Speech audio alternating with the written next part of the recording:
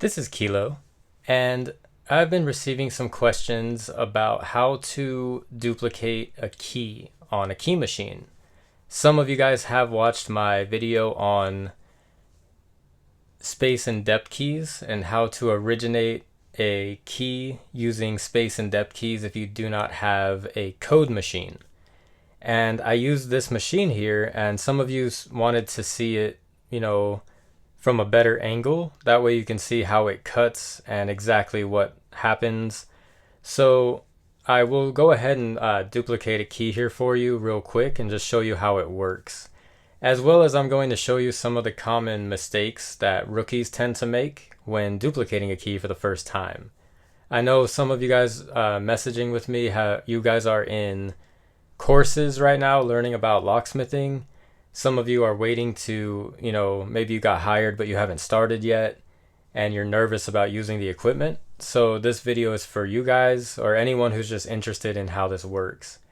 So to get started, you're going to go ahead and we're going to just pretend a client comes in with a, KW1 blank, and they're going to say, hey, this is my house key. I need one copy made. And they're going to hand this to you. So if it's a KW1, you're pretty much always going to use jaw A for the majority of the duplicates that come in. If it's a car key or just a strange key, different types of key blanks, paracentric keyways or key blanks, you'll have to swap these around sometimes. But to do that, you'll go ahead and you'll loosen up the wing nut and you'll lift from the bottom block of the jaw, and it allows you to just spin from jaw A to jaw B to C to D. And you always want to go ahead and put it back, to jaw A anytime you finish. So if someone comes into the shop with a car key and you change it to a different jaw, as soon as you're done, get in a habit of always putting it back to jaw A. Because the next time, someone comes in, most commonly people are bringing in KW1s, SC1s, M1s. A lot of these keys use the A jaw, so when another locksmith walks over, he doesn't want to have to hassle with moving both jaws. Just try to get into a habit of putting them back the way you found them. So from here, you're going to go ahead and take your client's key, insert it into jaw A. I got this kind of crazy loose here, but we'll go ahead and insert him, and we're going to just tighten him down. Now if you notice how I did that, I leave my index finger on the blade of the key as I insert him to tighten him down.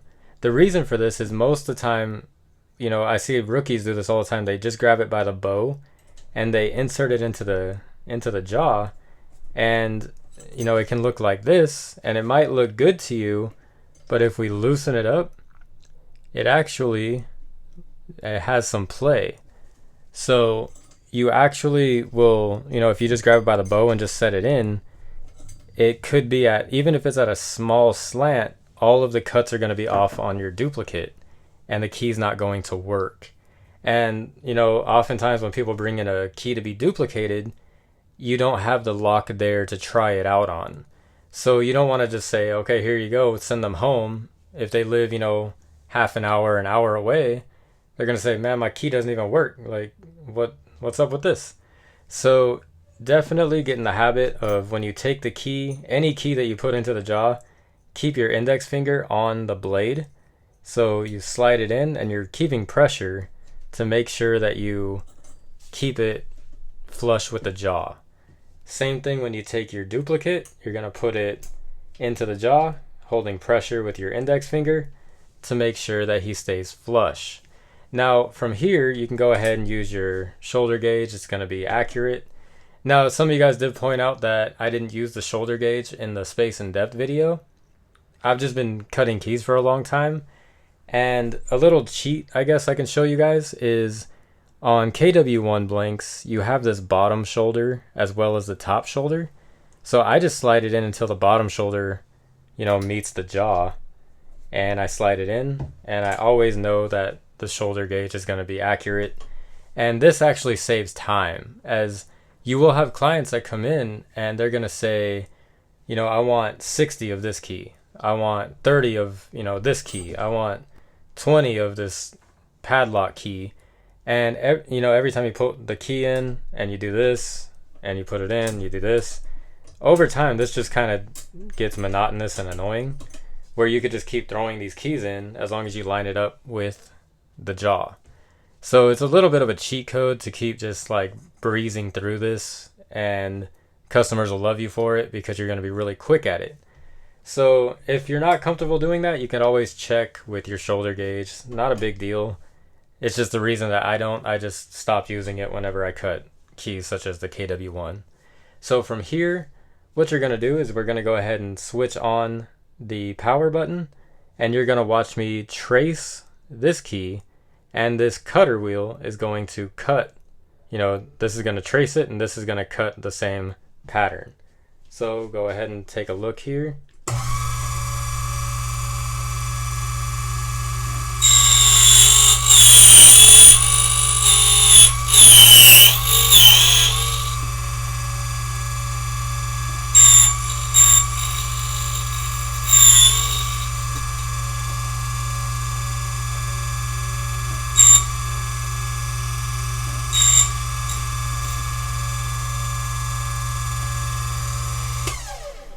So I went through a few passes just because the angle that I have the machine and the camera at is a little hard for me to see.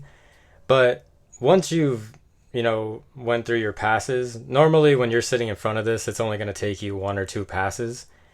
You will turn off the machine before you remove the duplicate, and you'll look and you'll see all these, pieces of brass hanging off the key. So you want to go ahead and deburr it. Now you could just use your thumbnail and flick off these pieces, but if you don't want to do that and get, brass all over you, we'll go ahead and flick on the power button, and we're going to run it under the little wire brush here to deburr it. So we're going to go ahead and do that right now.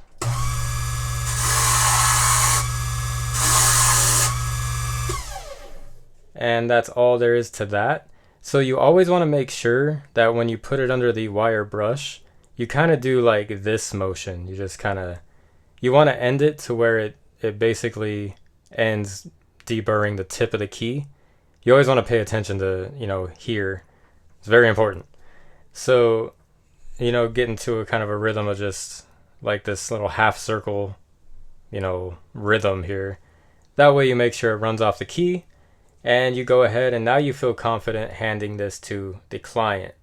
You don't have the lock in front of you. They don't have it with them. You're going to say, here you go. So just so you guys could see how it looks to cut a key. They also do have tip stops.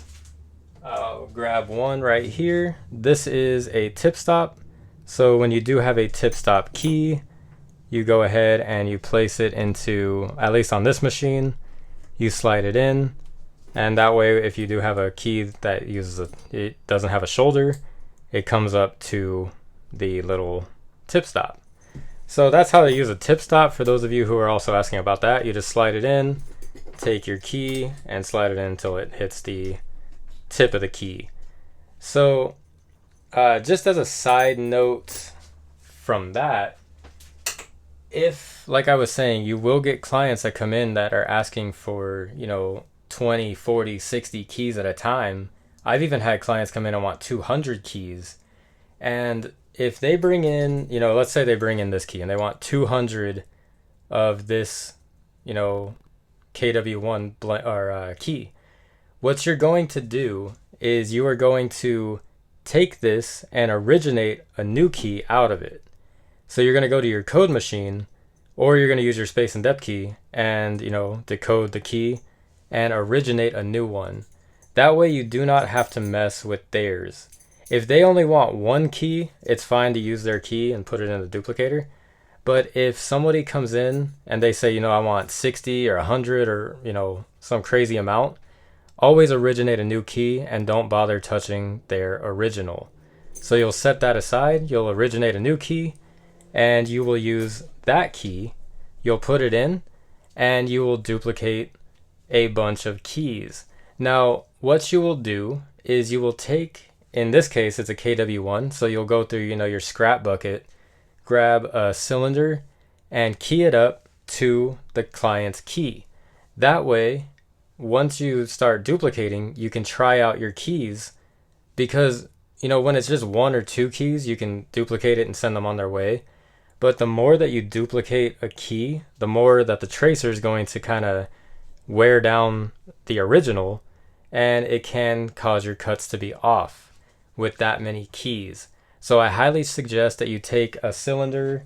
You could just grab something out of your scrap bucket and just key this up to the client's key. And then after you get through about 15 copies of your original key that you made, go ahead and take that key out, originate another key, and start again. Every 15 keys, I would recommend originating a new key for this process. That way, you don't run into any issues where you're wearing down the key that's being copied. You don't damage, their original key. They, don't have to worry about that. Some people are very picky and particular about their original keys. So you go ahead and just, originate it. Those originals that you're making will go towards the copies anyway. So just get into a habit of keying up a cylinder anytime someone comes in and they want more than 10 keys, I would say. Most of the time, if somebody came in, they wanted 20 or more keys, I would key up a cylinder. As not very often they come in and only want like 7 keys. It does happen. But, if you're getting into those high amounts, key it up to a cylinder, originate the key, set their key aside, and every 15 keys, originate a new one. So those are the tips that I could give you guys going into, your new job. It'll definitely make you look more professional. It'll put you guys up on the ladder when your boss sees you doing things like that. They're going to say, okay, this guy knows what he's doing. We can move him on to bigger and better things. So hopefully this video helped you guys. If it did, feel free to subscribe if you'd like to see more how-to videos on locksmithing, lock picking, DIY videos. This channel is here to help you guys, so feel free to email me it's the channel name at gmail.com. I've been getting a lot of your guys' messages. I'm trying to knock out the videos in order. I am getting a lot of messages now, so I'm trying to get through them. But again, thank you guys for watching. Thanks for supporting the channel. Good luck on your new jobs. Stay safe out there and have a nice day.